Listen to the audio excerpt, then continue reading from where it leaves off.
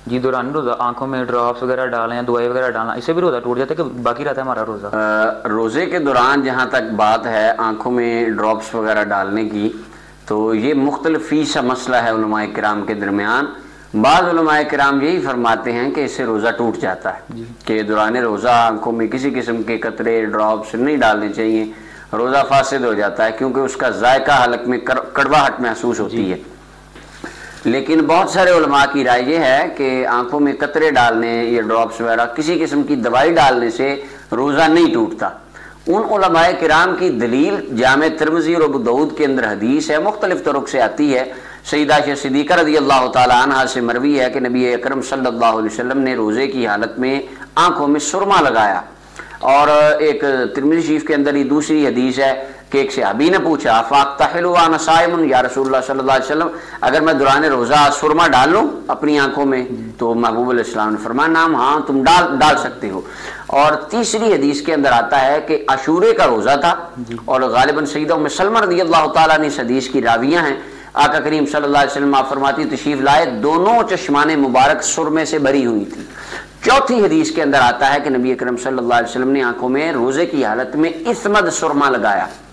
हजरत मुल्ला अली कारी अलैहिर्रहमा हनफियों के आलिम हैं, मिरकातुल मफाती शरह मिशकातुल मसाबी में फरमाते हैं कि रोज़े के अंदर सुरमे वाली अहादीस के ऊपर बाद मुहद्दिसीन ने कलाम किया है, यानी उन्होंने इसकी सनद पे कलाम किया। बाद ने कहा कुछ इसकी रिवायात कमज़ोर हैं, लेकिन मजमुआ इन रिवायात का इतना है कि कसरत तुरुक से ये काबिल इस्तेदलाल हैं और इससे इस्तेदलाल किया जाएगा। ये काबिल हुज्जत काबिल दलील हैं ये रिवायात। अच्छा, अब ये रिवायात तो ठीक है, इनसे दलील पकड़ी जाएगी। और आइमा सलासा ने भी कहा कि रोज़े की हालत में सुरमा डालना मकरूह नहीं है। अब यहाँ पे एक बात है कि जो इस्मत सुरमा है अरब का, अगर जेन्युइन मिल जाए वो आंख में लगता है, और अक्सर औकात ऐसा होता है कि अगर वो वाक़अतन हकीकी असली सुरमा हो और वो आप लगाएं, उसका जायका भी आपको हलक में महसूस होता है, तो उससे तो रोज़ा नहीं टूटा, वो तो नबी अकरम सल्लल्लाहु अलैहि वसल्लम से साबित है। और इसके ऊपर एक अकली बात यह है कि वो इलाका जात जिनमें नमकीन पानी नमकीन होता है, या समंदर का पानी आप ले लें, उस पानी में बहुत ज्यादा कड़वाहट है, नमकीन है, उसके साथ आप वुजू करें, रोजेदार बंदा वुजू करे, उसकी आंख में वो पानी जाता है, हलक में नमक का जायका महसूस होता है, तो कैसे रोजा टूट जाएगा? तो यानी इन उलमाए किराम के ये दलाइल हैं।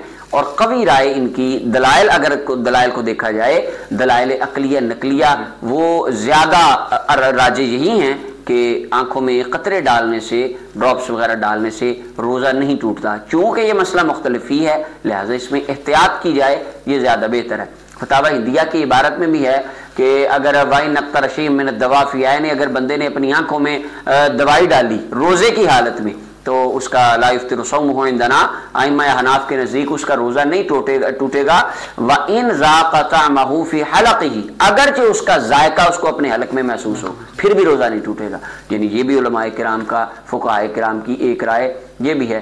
तो ये इज्तिहादी मसाइल होते हैं, इनके अंदर अगर इख्तलाफ हो जाए तो आपको जिस आलिम दीन पर ज़्यादा एतमाद हो, जिसके दलाइल आपको ज़्यादा अच्छे लगें, आप उसकी राय के ऊपर अमल कर सकते हैं। तो अगर दलाइल को देखा जाए तो यही है कि इससे रोज़ा नहीं टूटता, अलबत्ता एहतियात इसमें बेहतर है।